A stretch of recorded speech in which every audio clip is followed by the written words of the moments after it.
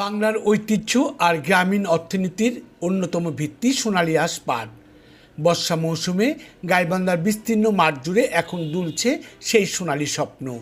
জেলার 7টি উপজেলায় পুরোদমে চলছে পাট কাটা, জাগ দেওয়া, আঁশ ছড়ানো ও শুকোনোর কাজ।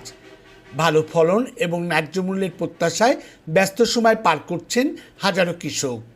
পাটের ফলন মোটামুটি ভালো হয়েছে।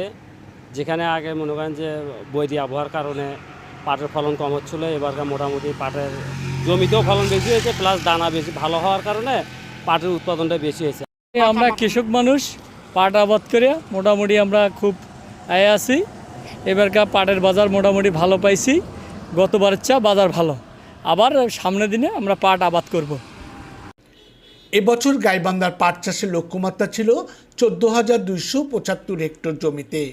এর মধ্যে 13,987 হেক্টর জমিতে পাটের আবাদ হয়েছে।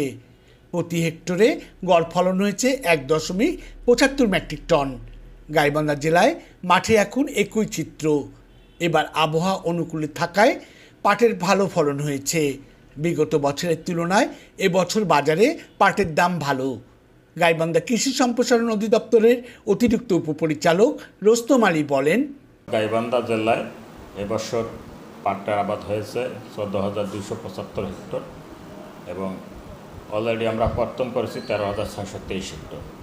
এখন খুব সামান্যই কর্তনের আওতায় আছে। আমাদের ফলন বেশ ভালো, গতবারের চাইতে অনেক বেশি। সোনালী আঁশ শুধু একটি ফসল নয়, এটি বাংলার ঐতিহ্য, কৃষকের ঘাম, সংগ্রাম ও স্বপ্নের প্রতীক। গাইবান্ধার মাঠে মাঠে এখন সেই সোনালী আঁশ ঘিরে রচিত হচ্ছে নতুন সম্ভাবনার গল্প।